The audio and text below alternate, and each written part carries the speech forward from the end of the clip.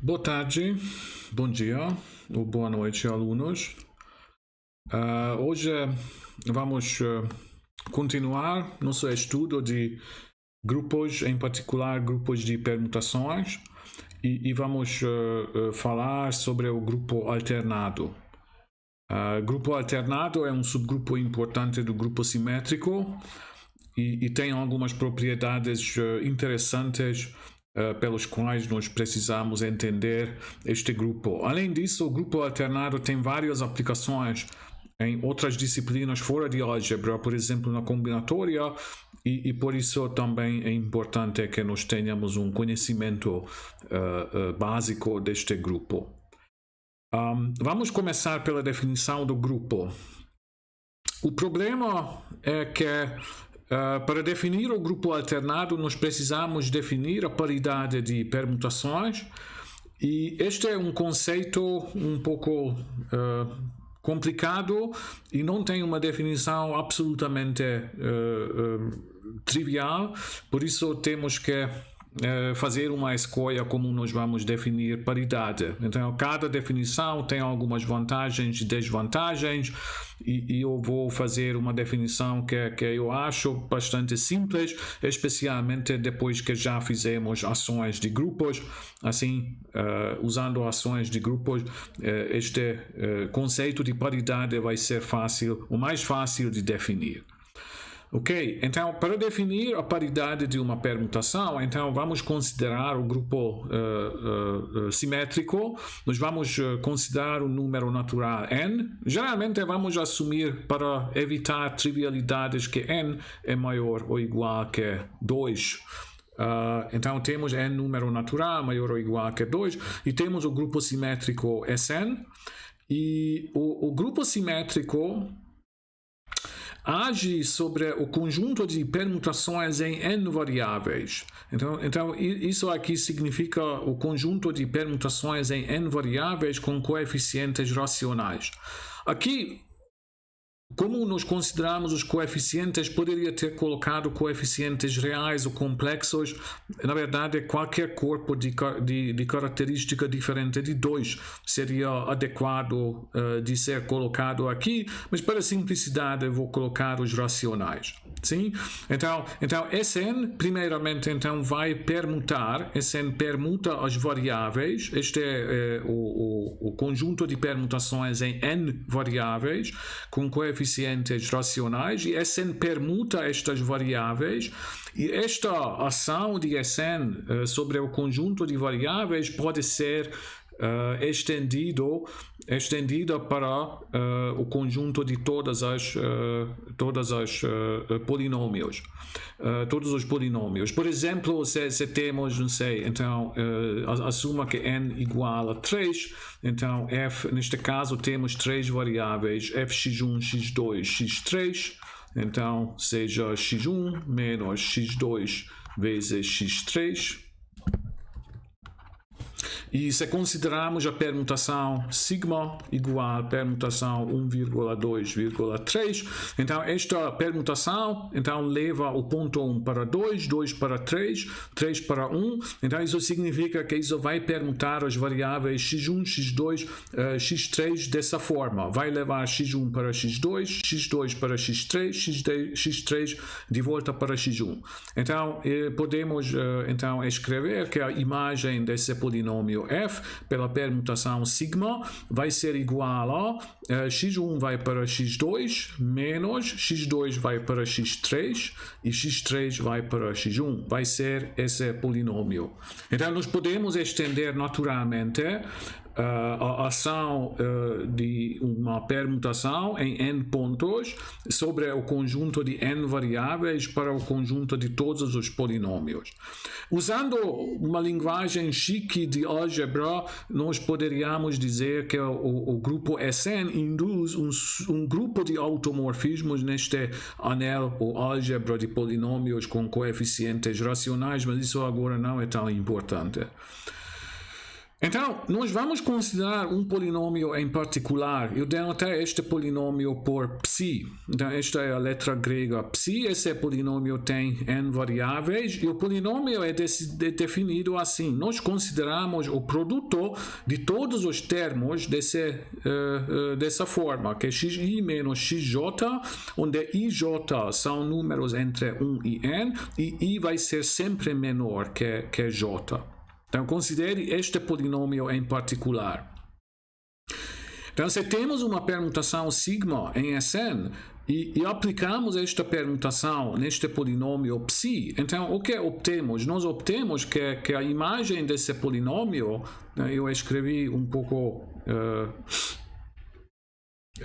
rapidamente aqui, então a imagem deste polinômio por sigma vai ser igual ao produto de novo, 1 vai ser menor ou igual a que i, vai ser menor que j, vai ser menor ou igual a que n, e temos que aplicar esta permutação sigma em toda variável, então xi sigma menos xj sigma.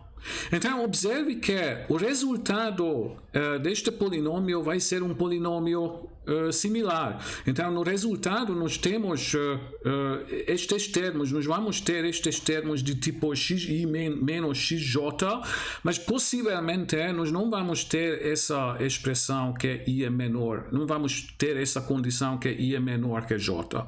Então, nós vamos ter todos estes termos, então vamos ter termos xi menos xj, onde i é diferente de j, mas nós possivelmente não vamos continuar com essa condição que i vai ser sempre menor que j. E isso significa que todo termo aqui, todo termo no polinômio original vai aparecer no resultado, exceto o sinal deste termo vai ser mudado.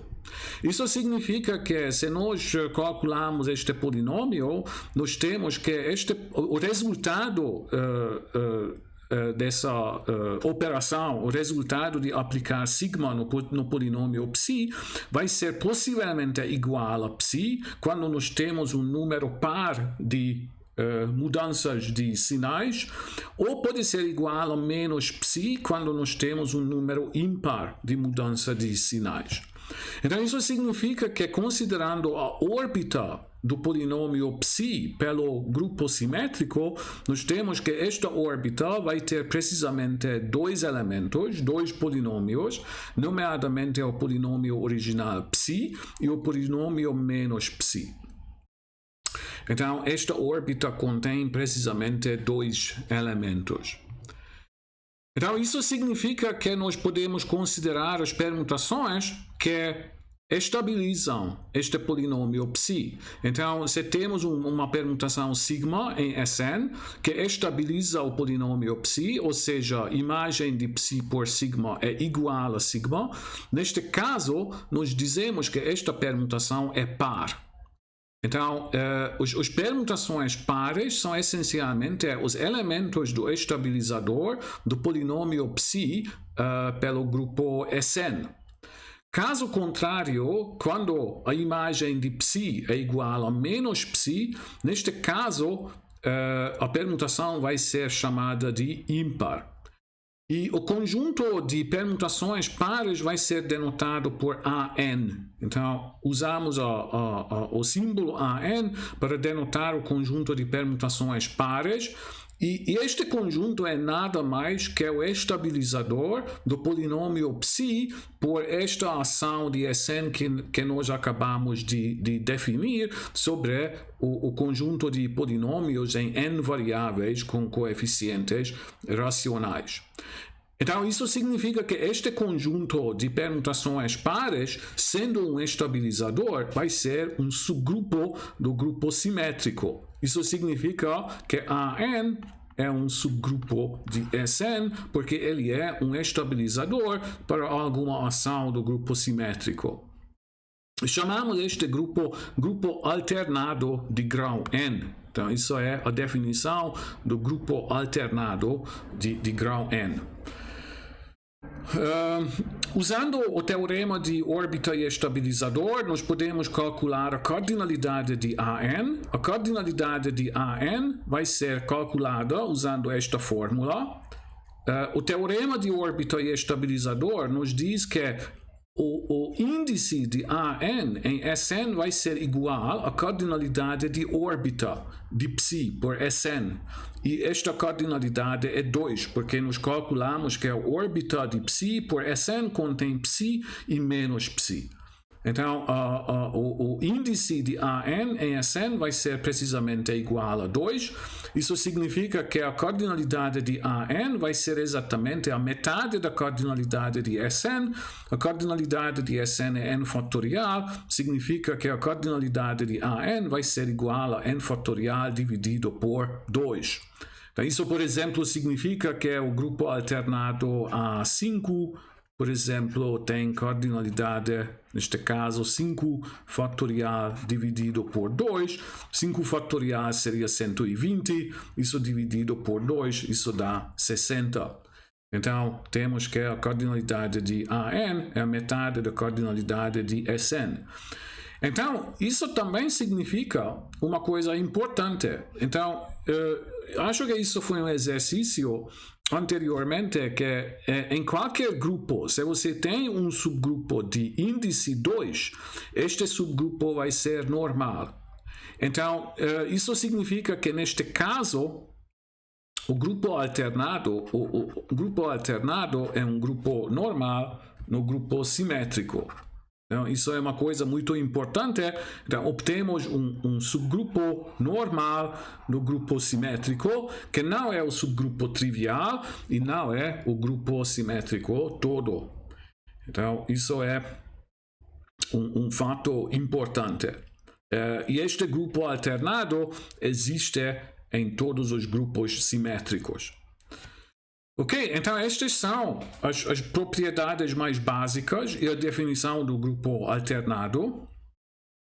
Eu coloquei aqui um exercício que contém uma definição alternativa para a paridade de uma permutação. Esta definição é similar à definição que nós tivemos, mas é um pouco mais combinatorial. Então, o exercício está pedindo que quando você tem uma permutação sigma em Sn, então, seja sigma um elemento de Sn, uma permutação permutando n pontos. Então, esta permutação vai ser um elemento do grupo alternado se e somente se a cardinalidade deste conjunto é par. Este conjunto contém, o que ele contém? Este conjunto contém os pares ordenados. Então IJ é um par ordenado. Neste caso, isso não é uma permutação. IJ significa um par ordenado, tá? Que I é menor que J. Os dois estão entre 1 e n. Então os dois são números entre 1 e n. I é menor que J. Tais que a imagem de I por sigma é maior que a imagem de J por sigma. Eu acho que na literatura um tal par chama-se inversão. Inversão. Então, inversão essencialmente é um par de índices IJ, tá? Que I é menor que J, mas quando você aplicar a permutação, então a imagem vai ser maior, a imagem de I vai ser maior que a imagem de J. Então, meio assim que você tem I aqui, então J ali, então I é menor que J, mas quando você aplicar a permutação sigma, então temos que a imagem de I por sigma vai ser, então a imagem de J por sigma vai ser aqui.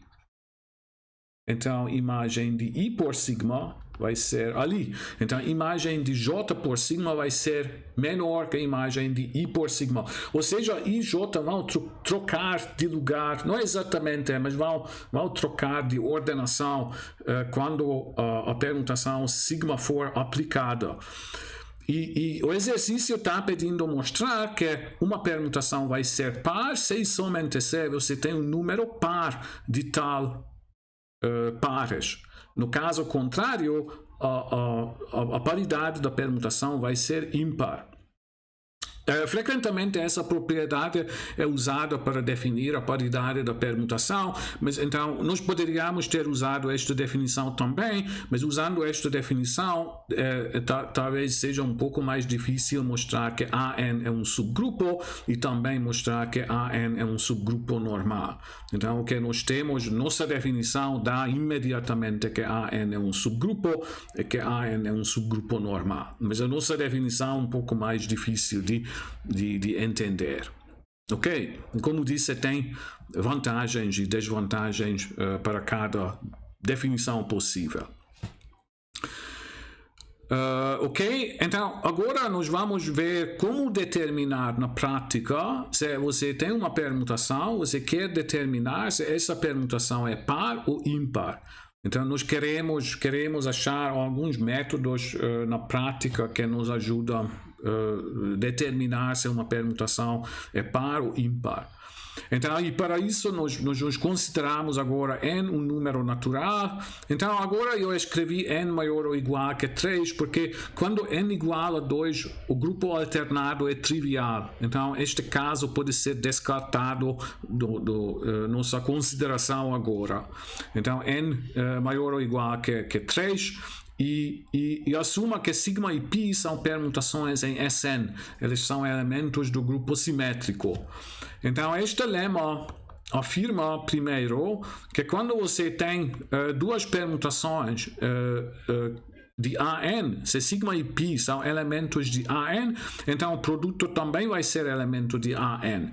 Isso é meio óbvio porque AN é um subgrupo. Eu escrevi isso aqui para fazer uma lista completa de propriedades das permutações pares e ímpares, mas esta coisa em particular é uma coisa óbvia das considerações que nós já fizemos.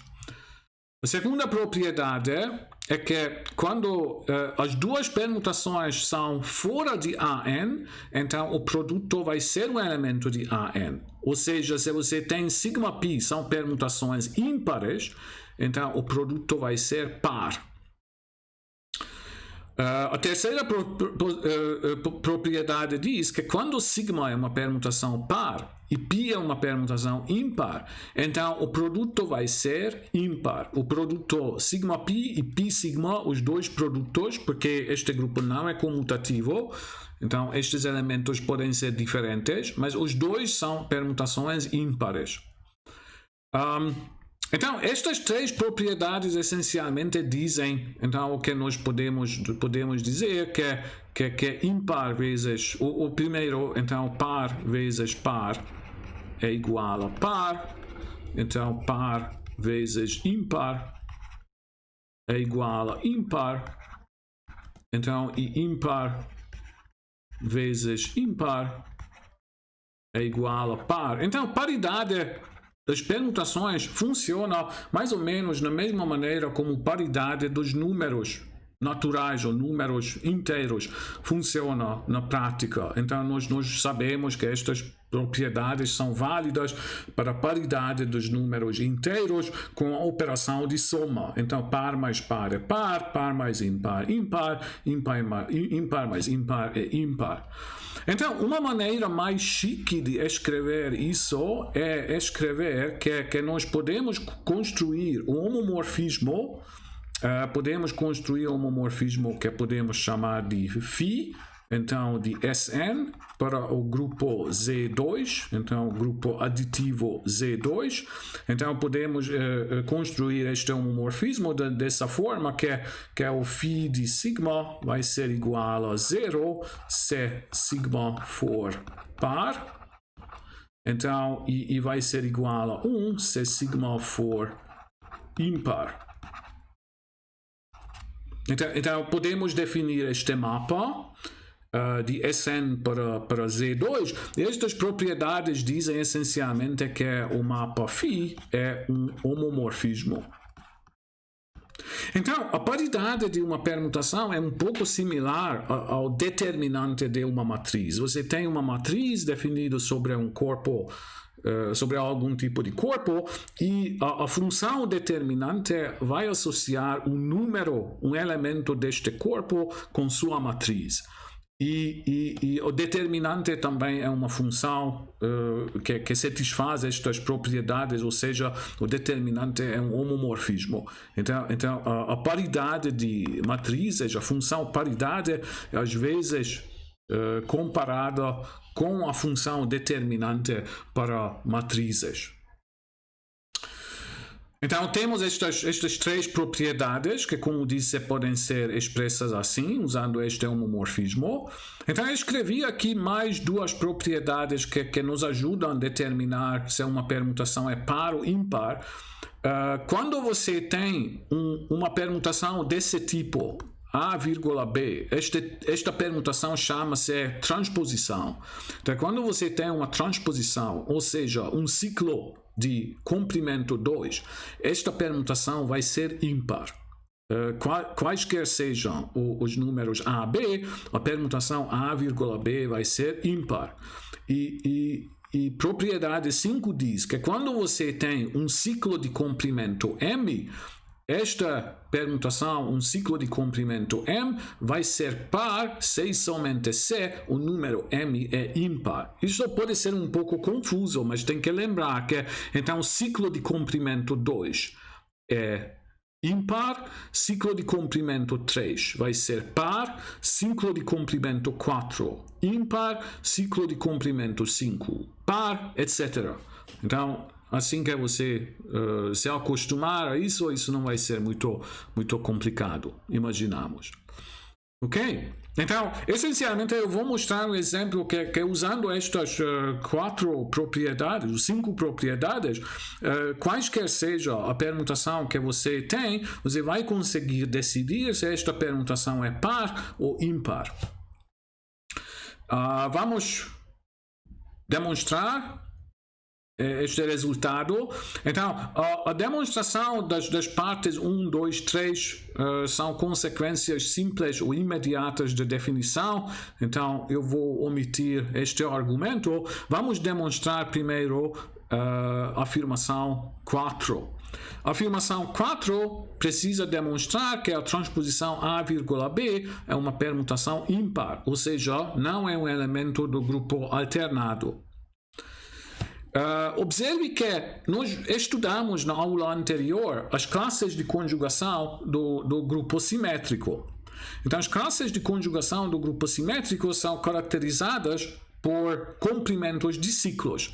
Em particular, todas as permutações que têm esta forma, ou seja, elas são ciclos de comprimento 2, todas estas permutações formam uma classe de conjugação. E nós temos que o grupo alternado é um subgrupo normal de Sn. Então, isso significa que um elemento, uma permutação vai ser elemento de AN se e somente se todos os seus conjugados serão elementos de AN. Ou seja, neste caso, nós podemos mostrar, sem perder generalidade, que a nossa permutação é a permutação 1,2. Tá? Então, isso vai ajudar, vai reduzir um pouco a conta que nós precisamos fazer. Porque, então, este 1,2, vou explicar de novo, esta permutação 1,2 e A, B serão conjugados.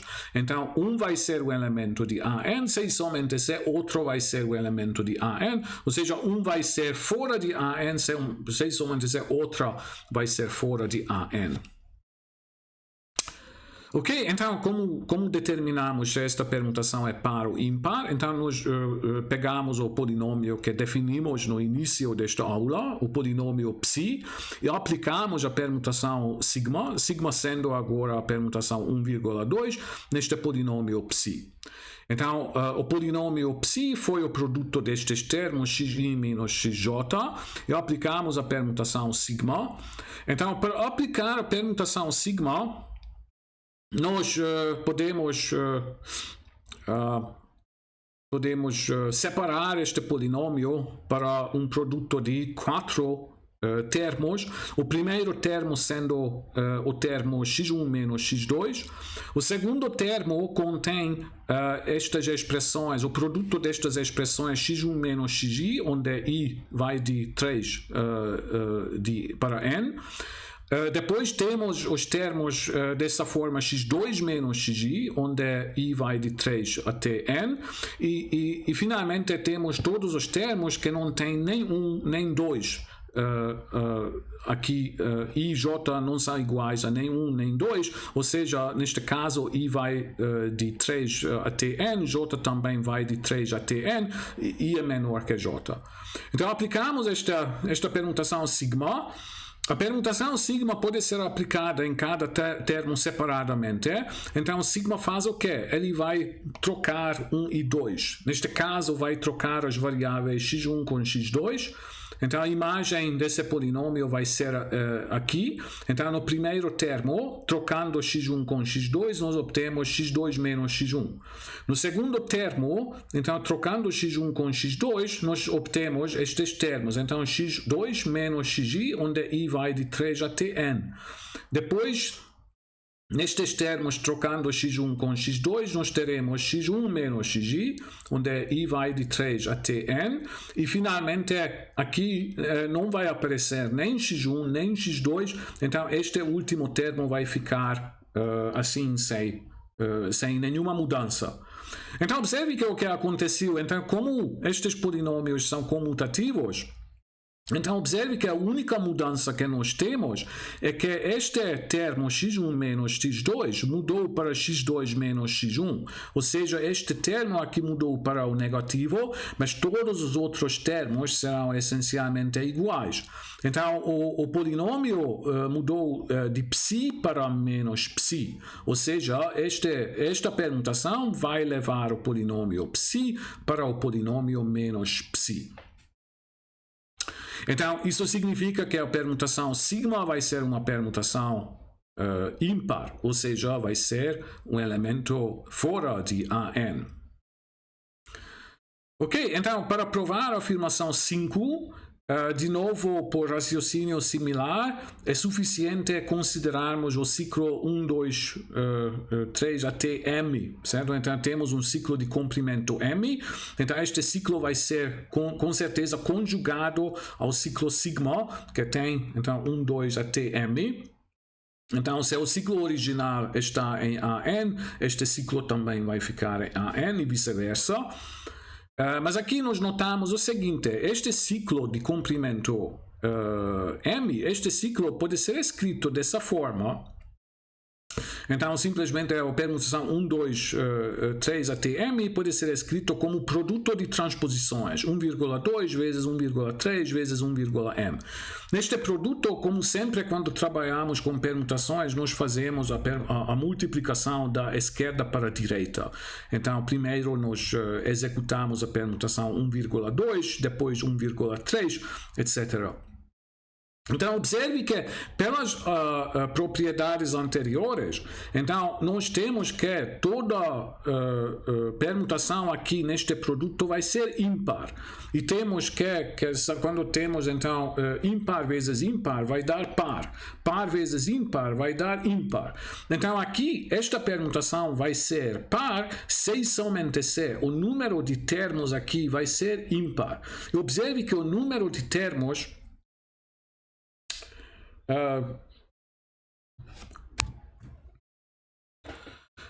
então, observe que esta permutação, este produto, vai ser par se e somente se o número de termos aqui vai ser também par. Esta permutação, este produto vai ser ímpar se e somente se o número de termos é ímpar. E aqui o número total de termos vai ser m-1. Então, temos aqui m-1 termos. Isso significa que este ciclo, então, vai ser par se e somente se m-1 é um número par, vai ser ímpar se e somente se m-1 é um número ímpar, ou seja, a permutação vai ser par se e somente se o número m é ímpar. Então, este é essencialmente o argumento para provar que esta permutação é par ou ímpar. Observe que isso significa que nós, de fato, podemos decidir sobre qualquer permutação, se ela é par ou ímpar. Considere, por exemplo, a permutação 1,5 vezes 2,3,4. Então, sendo isso uma permutação de S5, então para decidir se essa permutação é par ou ímpar, então nós observamos que esta permutação tem dois ciclos. Então, o primeiro ciclo tem comprimento 2, então este ciclo é ímpar. E o segundo ciclo tem comprimento 3, então este ciclo vai ser par. Então, sabemos que ímpar vezes par vai dar ímpar. Então, esta permutação... Então, esta permutação é 1, eu quero escrever com amarelo, então 1,5 vezes 3,4, então este não é um elemento de A5.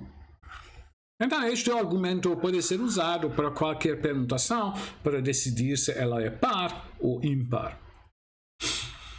Ok, então temos este resultado agora demonstrado.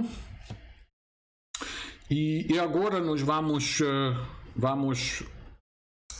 provar uma propriedade importante dos grupos alternados. Na verdade, vamos provar a propriedade que verdadeiramente faz os grupos alternados tão interessantes. Então, para isso nós precisamos de uma definição. Então, se você tem um grupo não trivial, este grupo vai ser simples. Então, um grupo é simples.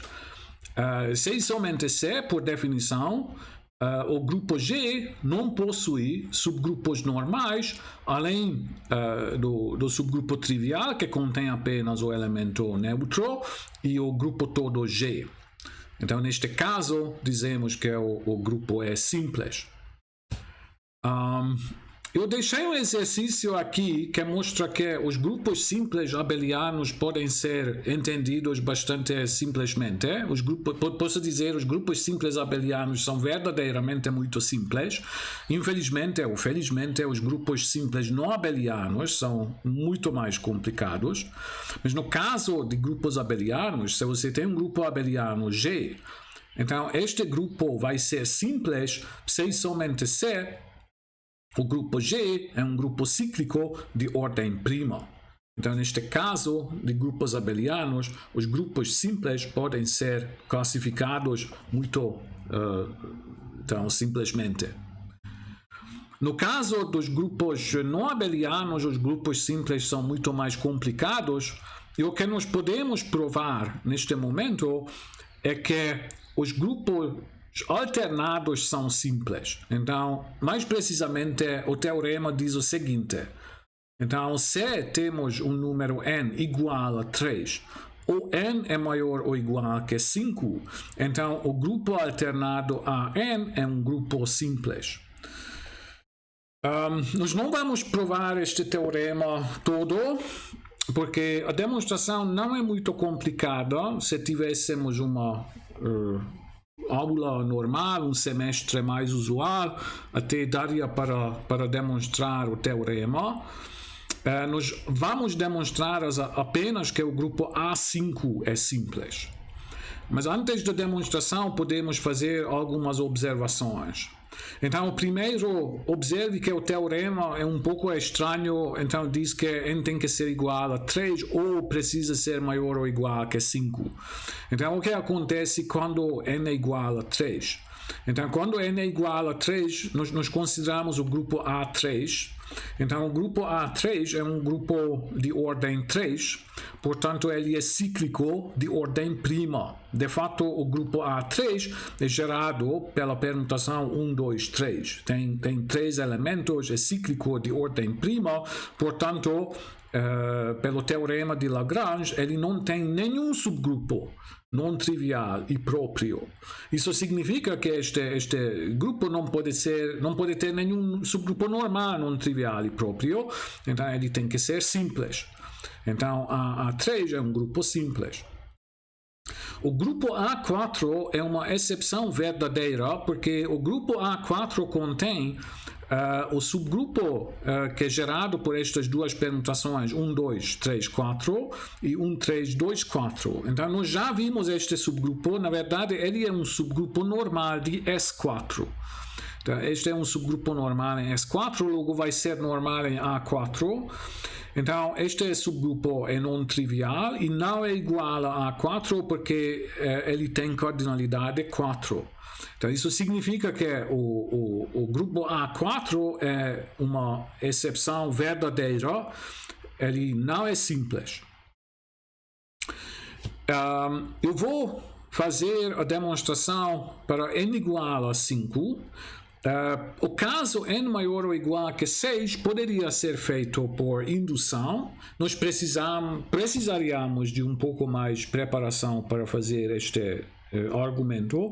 Não é muito difícil de fazer. Eu coloquei um link para notas que eu escrevi para uma outra disciplina onde eu provei este resultado para todo n maior ou igual a 5. Então, se alguém estiver interessado, pode clicar aqui. Então,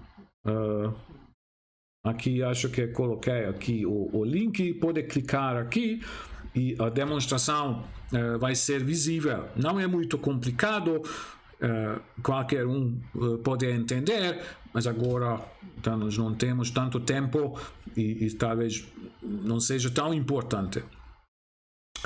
Então, nós vamos fazer esta demonstração para n igual a 5. A nossa demonstração para n igual a 5 vai ser baseada na determinação de classes de conjugação do grupo A5. Então, nós vamos essencialmente determinar as classes de conjugação de A5 e vamos deduzir dessa informação que o grupo A5 é simples. A determinação dessas classes de conjugação vai ser baseada na determinação de classes de conjugação do grupo E5. Então, isso foi feito na aula anterior e eu recomendo, se alguém não tiver confiança que entendia essa aula sobre classes de conjugação de E5, então eu recomendo que faça uma revisão, porque agora isso vai ser verdadeiramente importante. Então nós já conhecemos as classes de conjugação de E5 e nós vamos usar essa informação para determinar as classes de conjugação de A5. E lembra que, como disse na aula anterior, nós determinamos as classes de conjugação de E5 e nós colocamos as informações nesta tabela. Então temos esta tabela, então E5 tem esses 1, 2, 3, 4, 5, 6, 7 classes de conjugação. Então a cardinalidade de classe está nesta coluna, a cardinalidade de centralizador está aqui e determinamos geradores do centralizador para cada classe ou para um representante de cada classe, nomeadamente para estes representantes. Isso significa que nós temos então esta informação. Então eu coloquei, então eu desenhei isso assim. Esse é o grupo simétrico E5. Então E5 vai ser este desenho. Então as classes de conjugação são desenhadas aqui. Então temos 7 classes de conjugação. Então temos o elemento identidade que forma a sua classe sozinho. Temos a classe dos elementos 1, 2, 3, 4. Então temos a classe de 1, 2, 3, etc. Então estas são as classes de conjugação de E5. Então vamos fazer algumas observações sobre as classes de conjugação. A primeira observação é o seguinte: como o grupo A5 é normal em E5, se você tem uma classe C, então classe C agora é uma classe de conjugação de E5. Se você tem uma classe C de E5, então esta classe vai ser ou contido totalmente em A5 ou vai ser totalmente fora de A5. Então isso significa que cada classe pode ser dentro de A5 ou totalmente fora de A5 pela normalidade de A5. Lembra que um subgrupo H de um grupo G é dito normal se somente C normal, se somente se é o conjugado, H conjugado por G, que é igual a G inverso H. G é um elemento de H para todo H em H e para todo G em G. Ou seja, a normalidade significa que o subgrupo é fechado para conjugação. E por causa disso, uma classe de conjugação pode ficar dentro de um subgrupo normal ou pode ficar completamente fora. Então, agora, para decidir quais são as classes que são dentro de A5, então nós precisamos analisar a estrutura de ciclos nestas classes. Então, a primeira classe aqui, a classe de identidade, ela está contida em A5, porque o elemento identidade é um elemento de A5. Esta classe representada pelo elemento 1,2, esta classe está fora de A5, porque temos um ciclo de comprimento 2.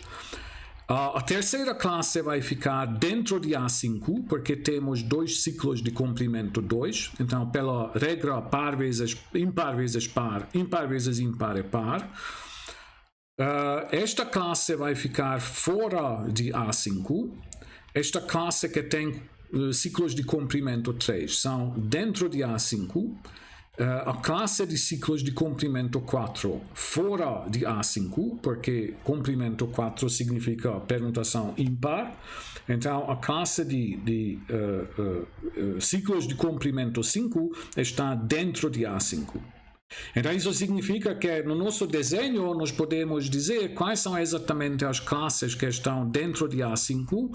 Então, eu já desenhei, na verdade, desse jeito. Então, o grupo A5 vai ficar esta parte. Então, A5 vai ser a união destas classes de conjugação. Esse é o A5. Então, A5 está aqui. Então, essa parte é a parte que está fora de A5. Essa é a primeira observação.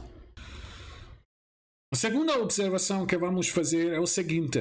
Assuma agora que temos uma classe C que está contida em A5. Lembra que a classe C é uma classe para o grupo S5. E assuma que esta classe está contida em A5. Neste caso, por exemplo, no desenho que fizemos aqui, então podemos ter que, por exemplo, esta classe aqui.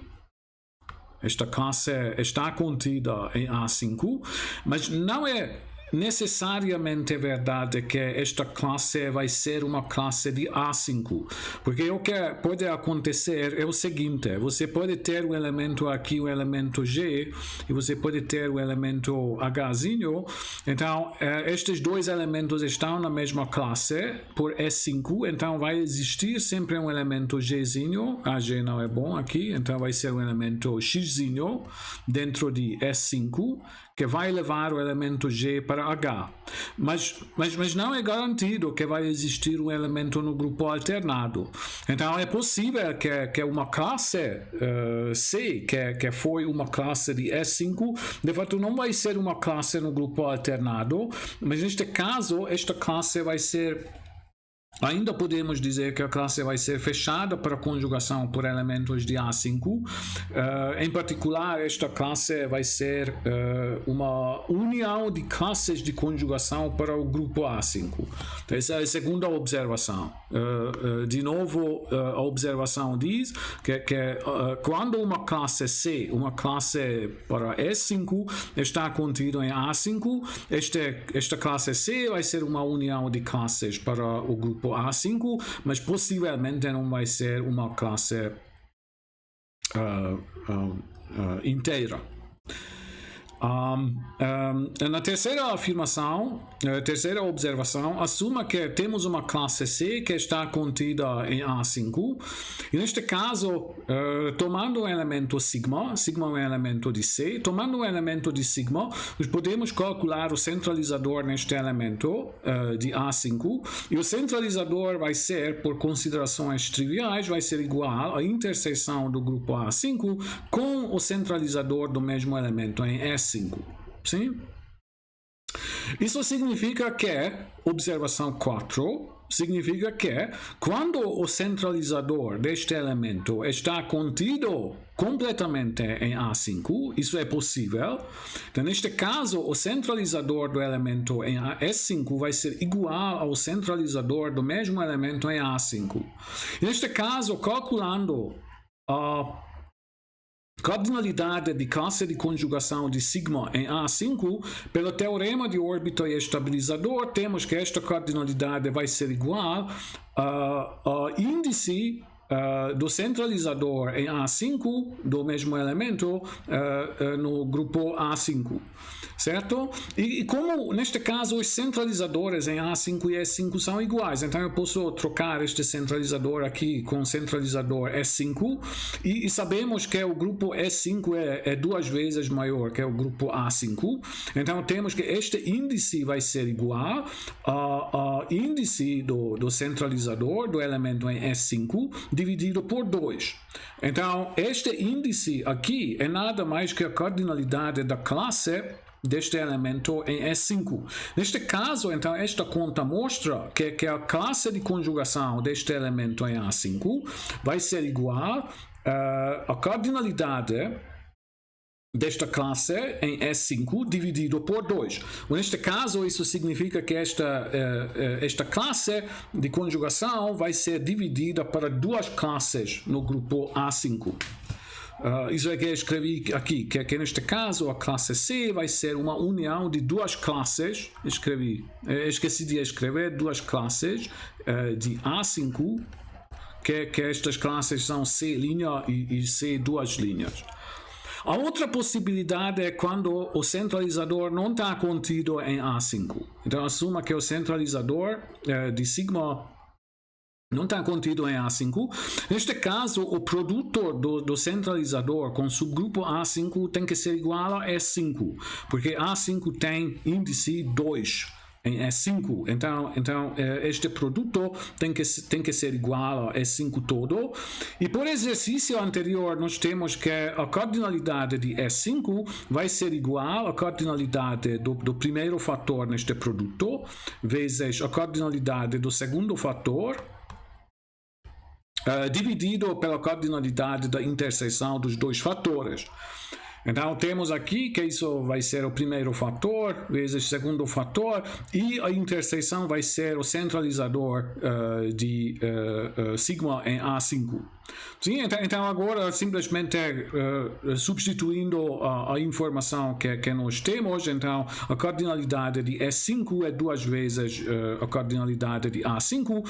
Então, usando esta informação, obtemos que o centralizador de sigma em A5 vai ter cardinalidade igual à cardinalidade do mesmo centralizador em S5 dividido por 2. E neste caso, nós obtemos que a cardinalidade da classe de sigma em A5 vai ser igual, pelo teorema de órbita e estabilizador, ao índice do centralizador em A5, que neste caso vai ser igual ao índice do centralizador em S5, porque nós temos que A5 é a metade, a cardinalidade de A5 é igual à metade da cardinalidade de S5, e a cardinalidade do centralizador em A5 também é a metade da cardinalidade do centralizador em S5. Legal? Então temos que neste caso a classe de sigma em A5 tem exatamente a mesma cardinalidade que a classe de sigma em S5. Então, como estes aqui são grupos e conjuntos finitos, nós temos que neste caso, então temos que as 2 classes são iguais. Então, a classe de sigma em A5 vai ser igual à classe de sigma de S5.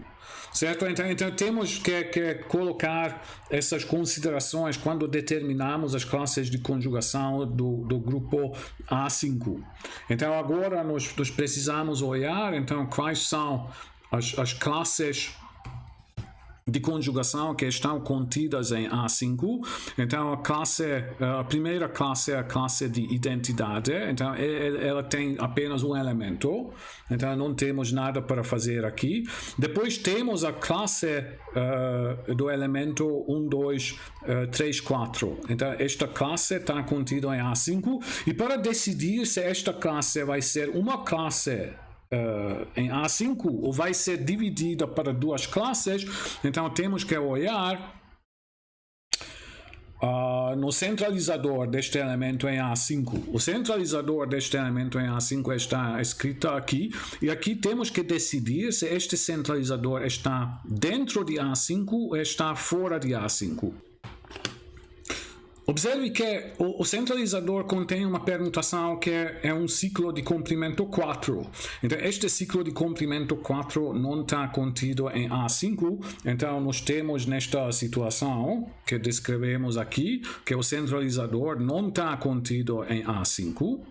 Ok? Então o centralizador não está contido em A5. Isso significa que as classes deste elemento em A5 e em S5 são iguais. Então isso significa que esta classe aqui vai ser uma classe em A5. A classe seguinte, então a classe de 1, 2, 3. Classe de 1, 2, 3. Neste caso, observamos que o centralizador contém um elemento que é uma transposição, ou seja, um ciclo de comprimento 2. Então, este elemento também está fora de A5. Então, nós temos a mesma situação com esta classe.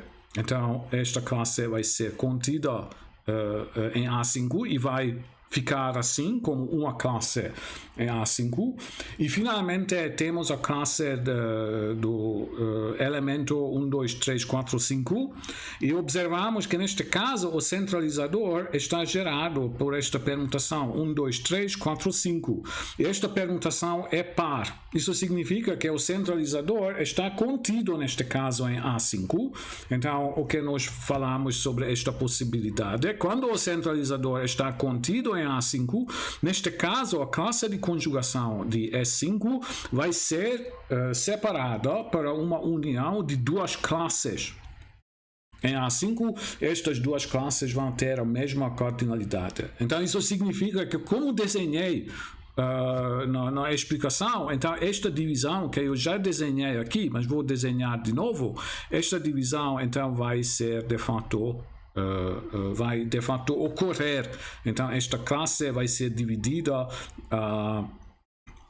como uma união de duas classes, e neste caso é possível verificar que a segunda classe vai conter, por exemplo, o elemento 1, 2, 3, 5, 4. Então, estes dois elementos são conjugados em S5, mas não são conjugados em A5, porque um elemento que conjugaria o primeiro elemento para o segundo, então ficaria sempre fora do grupo A5. Então temos que as classes de conjugação de A5 são estas aqui. Então tem 1, 2, 3, 4, 5 classes. Então as cardinalidades dessas classes podem ser determinadas. Então a cardinalidade da primeira classe vai ser 15. Então aqui nós vamos ter 15 elementos. Então a cardinalidade da segunda classe vai ser 20. Então a cardinalidade dessa classe vai ser 20. Então esta classe tinha antigamente cardinalidade 24 em S5, mas vai ser dividida para duas classes igualmente. Então temos duas classes de cardinalidade 12 e 12. Então esta informação está contida nesta tabela. Então eu criei uma tabela separada para classes de conjugação de S5. Então S5 então tem 5 classes de conjugação. A primeira classe contém apenas a identidade. A cardinalidade dessa classe é 1, e o centralizador, a cardinalidade do centralizador vai ser 60, porque neste caso o centralizador vai ser igual ao grupo. A segunda classe vai ter cardinalidade 15, o centralizador vai ter cardinalidade 4. Eu escrevi aqui os geradores do centralizador, mas isso talvez não seja tão importante. A terceira classe vai ter cardinalidade 20, o centralizador vai ter cardinalidade 3, então, e as últimas classes terão cardinalidade 12, 12, e o centralizador vai ter cardinalidade 5. Então, por que fizemos isso? Porque, então, queremos provar, lembra o que estamos fazendo? Nós queremos provar que o grupo A5 é simples. Então, agora, assuma que nós temos um subgrupo normal, N, no grupo A5. Então, N é um subgrupo normal. Então temos duas peças de informação para o subgrupo normal. Primeiramente, este subgrupo, sendo um subgrupo de A5, a cardinalidade de N tem que ser um divisor de 60. Então, 60 é a cardinalidade de A5. Sim? Mas por normalidade, lembra que expliquei que normalidade significa ser fechado para conjugação. Por normalidade, N tem que ser uma união das classes de conjugação de A5. E N, sendo um subgrupo de A5, então sempre vai conter a identidade. Então, uma classe de conjugação sempre vai ser contida em N. Então, esta classe aqui vai ser sempre contida no subgrupo N. Então, isso significa que a cardinalidade de N, sendo uma união de classes de conjugação, a cardinalidade de N poderia ser escrita dessa forma, que a cardinalidade de N vai ser igual a 1, mais alguma vez alfa 1 vezes 15. Então, esta classe, porque esta classe pode aparecer em N ou pode ficar fora de N, então temos alfa 1 vezes 15 mais alfa 2 vezes 20, porque esta classe também pode ficar fora de N ou pode ficar dentro de N, mais alfa 3 vezes 12, porque as duas últimas classes também podem ficar independentemente fora de N ou dentro de N, onde estes coeficientes alfa 1 e alfa 2 são 0 ou 1 e alfa 3 é um coeficiente 0, 1 ou 2. Então, depois só observar que temos ainda que esta cardinalidade divide 60 e você não vai poder criar um número que seja divisor de 60 nesta forma, exceto o número 1 e o número 60. Então você pode tomar alfa 1, alfa 2, alfa 3 igual a 0. Neste caso, a cardinalidade de N vai ser 1. Ou você pode tomar alfa 1, alfa 2 igual a 1, alfa 3 igual a 2. Então, neste caso, a cardinalidade vai ser 60. Então, isso significa que nós temos apenas duas possibilidades para um subgrupo normal de AN. Estas duas possibilidades são o subgrupo trivial, que contém apenas um elemento, e o subgrupo AN, que contém todos os elementos, que isso significa que o grupo A5 é simples. Ok, então esse é mais ou menos o conteúdo teórico desta disciplina. Eu coloquei aqui algumas coisas interessantes sobre grupos simples, porque grupos simples são verdadeiramente objetos fascinantes da matemática, de álgebra. Então, como já falei, os grupos simples não abelianos são bastante complicados, embora sejam chamados de simples. E no século anterior, no 20º século, a classificação dos grupos simples finitos foi um dos grandes projetos de matemática. Este projeto foi iniciado nos anos 1950 e teve uma participação de um número muito grande, centenas de matemáticos, ou talvez mais. E a classificação foi finalmente enunciada em 1979, mas partes dessa classificação foram publicadas apenas no início dos anos 2000. Então, este é um resultado bastante recente. Então, em comparação com outros resultados que estudamos na disciplina. O teorema diz que os grupos simples finitos são exatamente os seguintes. Então, nós já vimos que grupos cíclicos de ordem prima são simples Então, grupos alternados com n maior ou igual que 5 são simples. Nós provamos que o grupo A5 é simples, mas os grupos A6, A7, etc. também são simples. Essa é uma família infinita. Então, a terceira família dos grupos simples é formada pelos grupos finitos de tipo Lie, definidos sobre um corpo finito. Eu vou dar um exemplo para explicar o que isso significa. E, interessantemente, existem 26 grupos que não podem ser colocados nestas famílias infinitas. Estes grupos são chamados de grupos esporádicos, porque eles aparecem assim esporadicamente. Então temos 3 famílias infinitas. Na verdade, dentro dessa família terceira nós temos várias subfamílias infinitas. E temos, além dessas famílias infinitas, nós temos 26 grupos que não fazem parte de nenhuma família. Esses são os grupos esporádicos. Então, o maior destes grupos esporádicos é o famoso monstro, que é denotado frequentemente por M. Esse é um grupo extremamente grande, tem algumas propriedades interessantes. Então eu coloquei, na verdade, na primeira página dessa disciplina, eu coloquei uma coleção de links para vídeos no YouTube sobre a teoria dos grupos. Então vídeos interessantes sobre a teoria dos grupos, e tem vários vídeos sobre este grupo monstro.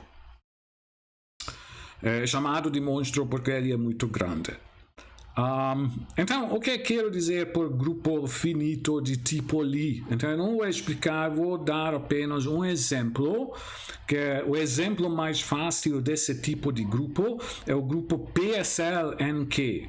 O grupo PSL-NQ pode ser pensado como o quociente do grupo SL-NQ. Então, você toma um corpo de Q elementos, Q sendo uma potência de um primo, e você toma o grupo de matrizes n por n sobre este corpo com determinante igual a 1.